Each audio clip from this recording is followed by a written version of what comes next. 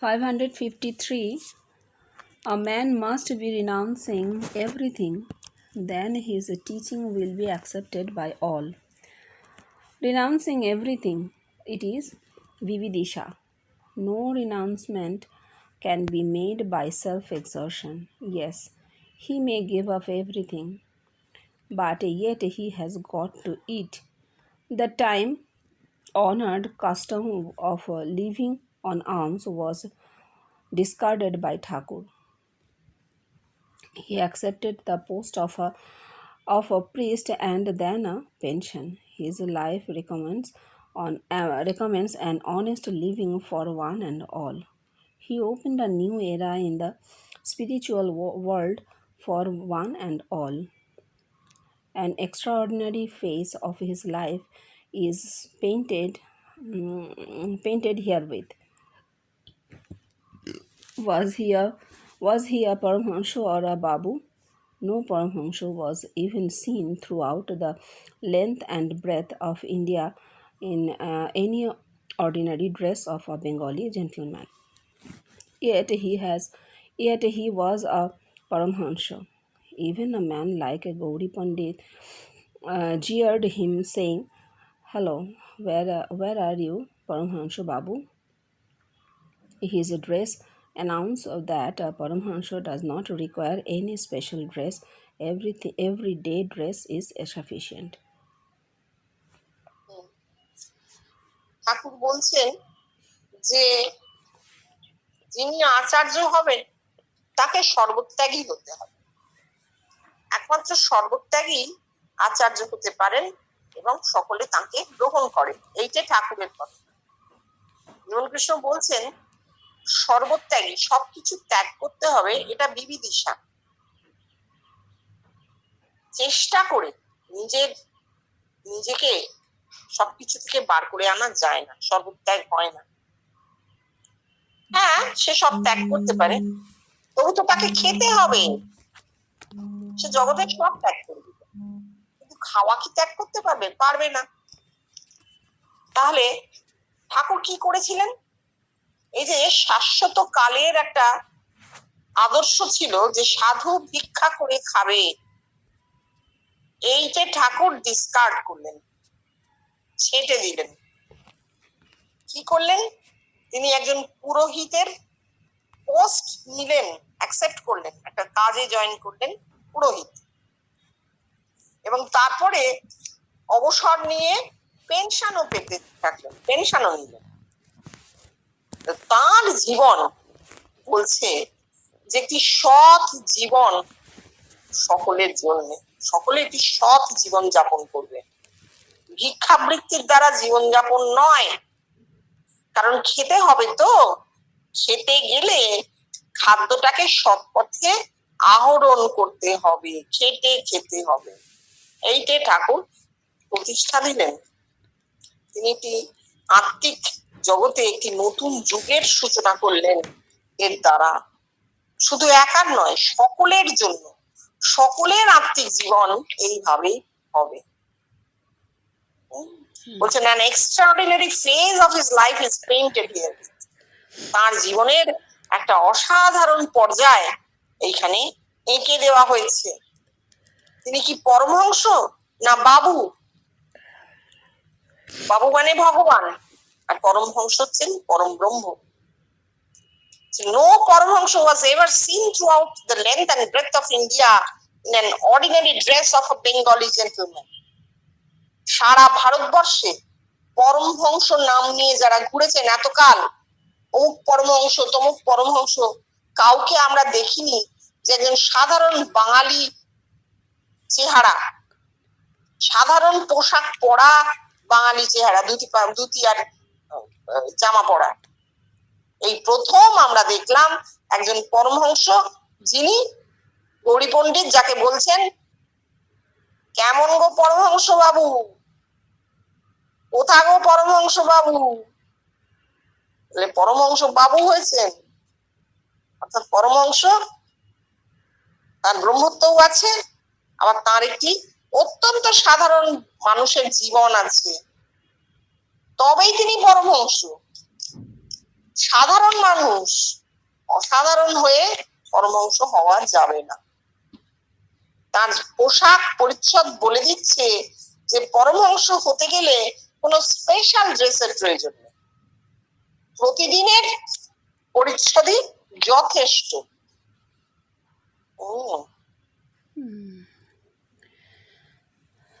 Renouncing everything in the yoga means separation of body and the self. When true and actual separation comes within, this Paramahansa becomes an universal self when he will be seen by thousands within their own bodies. The actual meaning of the term Paramahansa is what whose spiritual self in the shape of his own image travels from one human body to another human body. Renouncement cannot follow, succeed, establish, or prove itself without being universal. হ্যাঁ, বলে দিই আবার যে সর্বত্যাগ কি। যোগে সর্বত্যাগ মানে কি বোঝায়? দেহ ও আত্মার পৃথক হওয়া, দেহ থেকে আত্মার মুক্ত হওয়া, এই হচ্ছে সর্বত্যাগ। দেহ আত্মাকে ছেড়ে দিল বা আত্মা দেহকে ছেড়ে দিল, এই হচ্ছে রিনাউন্সিং এভরিথিং। যখন সত্যিকারের এইরকম ত্যাগ হবে তখন কি হবে? এই পরমহংস ইউনিভার্সাল সেলফে পরিণত হবেন। ইউনিভার্সাল সেলফ মানে মানুষের দুটো সত্তা থাকে, একটা ইন্ডিভিজুয়াল সেলফ আর একটা ইউনিভার্সাল সেলফ। পরমহংস যিনি হবেন তার ইন্ডিভিজুয়াল সেলফ ইউনিভার্সাল সেলফে পরিণত হয়ে যাবে। কি করে জানা যাবে? হাজার হাজার মানুষ নিজের দেহেতে তার রূপটি দেখবে, তাকে দেখতে পাবে। তখন জানা যাবে ওই একটি মাত্র দেহেতে তার সেলফ আটকে নেই, তার সেলফ এই হাজার হাজার মানুষের দেহেতে ছড়িয়ে গেছে। এই হাজার হাজার মানুষ যারা দেখছে তারা ভাবছে আমার সেলফটি তাহলে গেল কোথায়? যদি পরমহংস সেলফি আমার দেহে ঢুকে থাকে, আত্মা পরমাত্মাটির যদি প্রকাশ হয়, তাহলে আমার আত্মাটি কোথায়? আমার আত্মাটি পরমাত্মায় পরিণত হয়েছে, তাই আমি তাকে দেখছি। পরমাত্মা একা নন, পরম মানে বহু। এই বহু বহু মানুষ তার স্বরূপে তাকে দেখতে পাচ্ছে, তারাও সেই পরমাত্মা। তাহলে রিনাউন্সমেন্ট cannot follow, succeed, establish or prove itself without being universal. জগৎব্যাপীতে এই জিনিসটা না ঘটলে সর্বত্যাগ বলতে কিচ্ছু বোঝা যায় না, কিছু জানা যায় না, তার পরবর্তী অবস্থা আসে না, প্রতিষ্ঠাও পাওয়া যায় না, প্রমাণও করা যায় না। একমাত্র ইউনিভার্সালিজমেই প্রমাণ।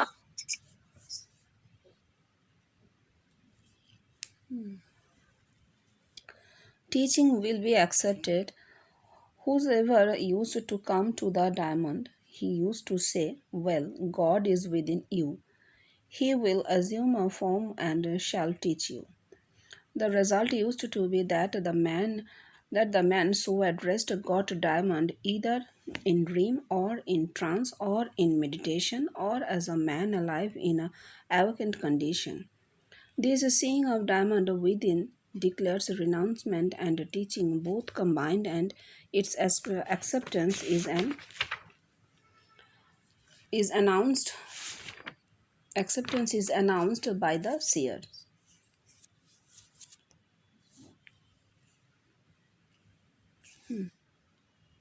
এই যে আচার্য হলেন, তার টিচিংটা কি করে অ্যাকসেপ্ট করব? আচার্য শিক্ষা দিবেন, তাই তো? যিনি আচার্য তিনি শিক্ষা দেবেন। ঠাকুর বলছেন এই কথা, সচ্চিদানন্দ গুরু শিক্ষা দিবেন। এইবার জীবন কৃষ্ণ বলছেন যে whosoever used to come to the diamond, he used to say, well, God is within you. যেই তার কাছে আসতো তাকেই, মানিকের কাছে অর্থাৎ জীবন কৃষ্ণের কাছে যারা আসছেন তাদেরকেই তিনি বলছেন, দেখো ভগবান তোমার ভেতরে, তিনি রূপ ধারণ করে ফুটে উঠবেন এবং তোমাকে শিক্ষা দেবেন। এর ফল কি হলো? যে মানুষটা কে লক্ষ্য করে, the result used to be that the man so addressed, যাকে জীবনকৃষ্ণ এই কথাটা বলছেন, যে মানুষটা এসেছে যাকে জীবনকৃষ্ণ এই কথাটা বলছেন, তিনি হয় স্বপ্নে, নয় ট্রান্সে, না হয় ধ্যানে, একজন জ্যান্ত বা একেবারে অ্যাওয়েকেন কন্ডিশনে, জাগ্রত অবস্থায় দেখতে পাচ্ছেন।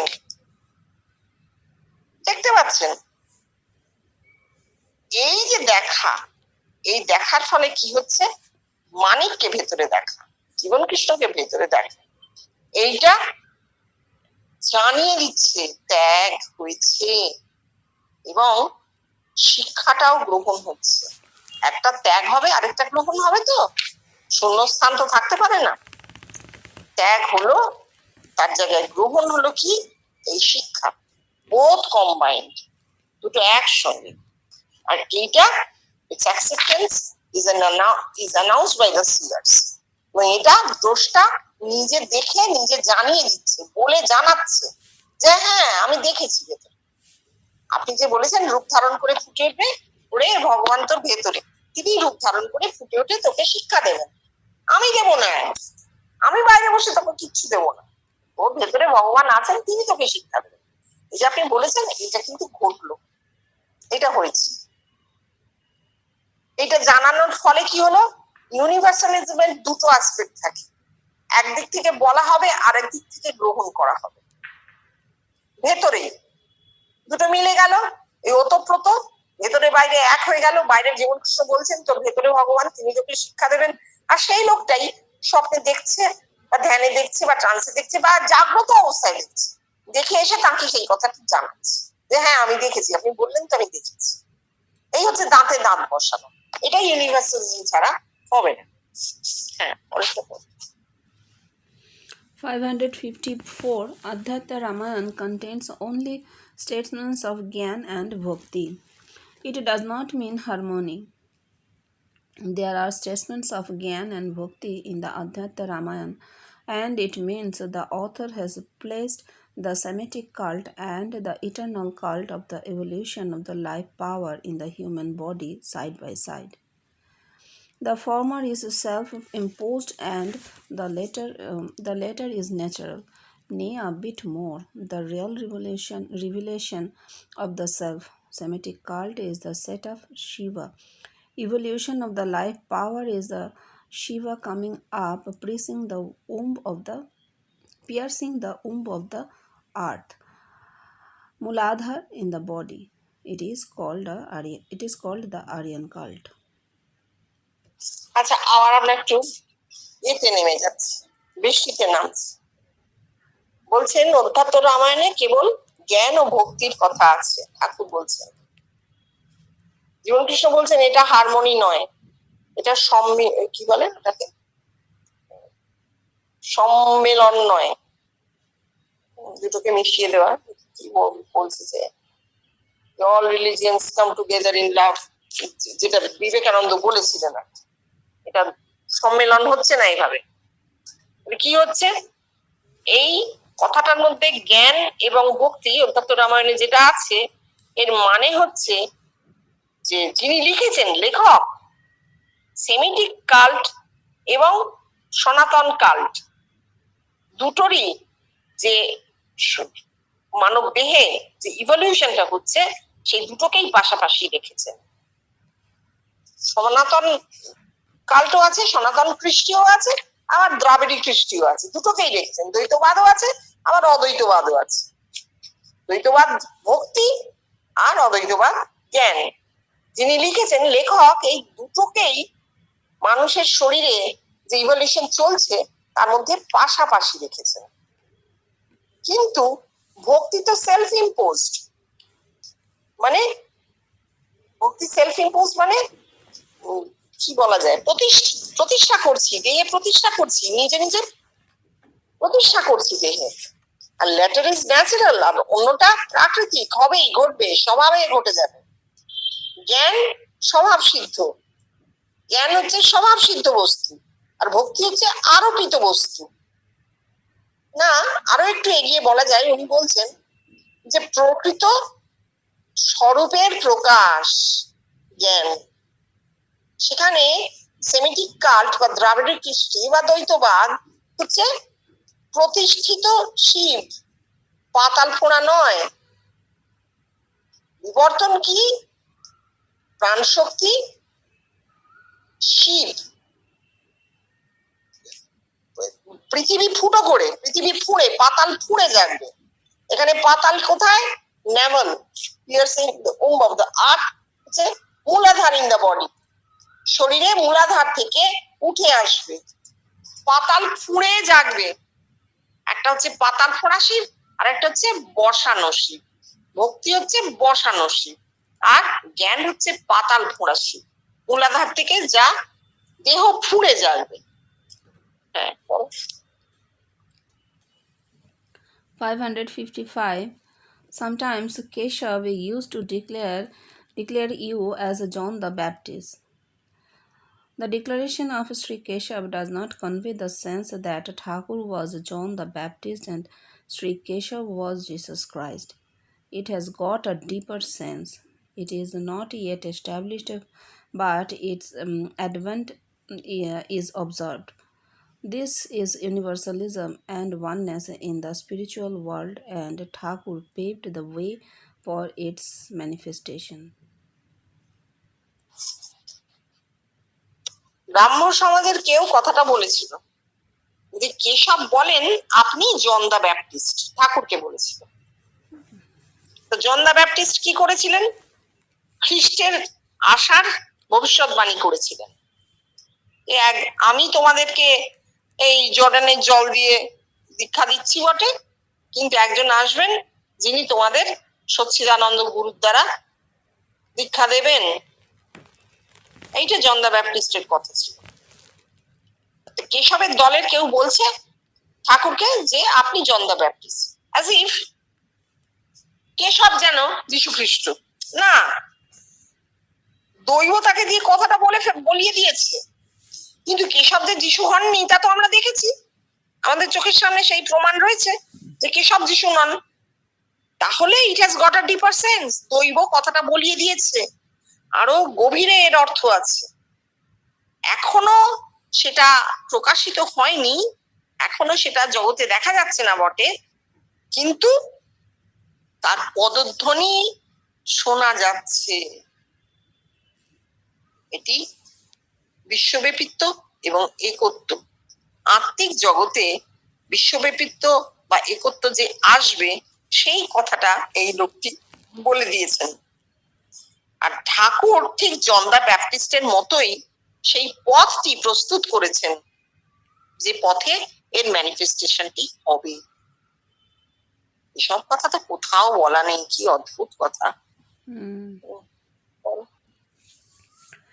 556. Ram is only one, but he has got thousands names. Ram literally means one. This saying is coming down from generations to generations, but no proof of it has yet been set up.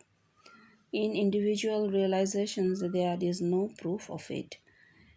You have got to believe the speaker, but to believe is no religion. Religion is based on the universal truth. It is meant for one and all. Universal truth bears its own proof. Diamond is seen within them by thousands and thousands, and it is a positive proof that in the spiritual world the human race is identical with diamond. They see, they announce, and they evince. Such is the wonderful force of religion. Yes, diamond is one in the spiritual world, but he has got millions of different names and forms in the outside world. হ্যাঁ, বলছেন রাম হচ্ছেন এক, এক রাম, তার হাজার নাম। ঠাকুরের কথা, অর্থাৎ প্রত্যেকেই সেই এক আত্মা, দেহের হাজার হাজার নাম। রাম মানে এক। এই যে কথাটা বলা হয়েছে, এটা প্রজন্মের পর প্রজন্ম নেমে আসছে, এক রাম তার হাজার নাম। অথচ তার প্রমাণ আজ পর্যন্ত মেলেনি। বেষ্টির অনুভূতিতে কোনো প্রমাণ থাকবে না। এক রাম তার হাজার নাম, এর প্রমাণ বেষ্টির অনুভূতিতে নেই। তোমাকে বিশ্বাস করে নিতে হবে, যিনি বলছেন তাকে তুমি ভক্তি করো, শ্রদ্ধা করো, তাই তার কথা তুমি বিশ্বাস করছো। কিন্তু বিশ্বাস ধর্ম নয়। ধর্ম একেবারে শাশ্বত সত্যের উপর, সর্বজনীন সত্যের উপর নির্ভর করে দাঁড়িয়ে থাকে। যা সকলের জন্য সত্য তাই ধর্ম, একার জন্য যা সত্য তা ধর্ম নয়। ইউনিভার্সাল ট্রুথটি কি? সকলের জন্য, ফর ওয়ান অ্যান্ড অল। এই যে সর্বজনীন সত্য, সে কিন্তু প্রমাণ বহন করে। মানিককে হাজার হাজার মানুষ ভেতরে দেখেছে, এটা একটা প্রমাণ, একেবারে ইতিবাচক প্রমাণ যে মানুষের আত্মিক জগতে সে এবং এই মানিক এক। প্রতিটি মানুষ আত্মিকে এই মানিকের সঙ্গে এক, সেই প্রমাণটি বহন করছে। তারা দেখে, তারা বলে এবং তারা উপলব্ধি করে। Such is the wonderful force of religion. এই হচ্ছে ধর্ম, এই হচ্ছে ধর্মের সূক্ষ্ম গতি, এই ধর্মের শক্তি। হ্যাঁ, মানিক সেই এক। আত্মিক জগতে তিনি এক, আর বাইরে বহু হয়েছেন বিভিন্ন নামে। আউটসাইড ওয়ার্ল্ডে বিভিন্ন নামে, বিভিন্ন দেহে, বিভিন্ন রূপে তিনি আছেন, কিন্তু আত্মিকে সেই এক, বাইরে বহুতে প্রতিফলিত হয়েছেন। খুব সুন্দর। ঠিক আছে, আজকে অবধি থাক আবার। হ্যাঁ, দু কথা করে হোক, শেষ হয়ে যাবে তোমার কষ্ট।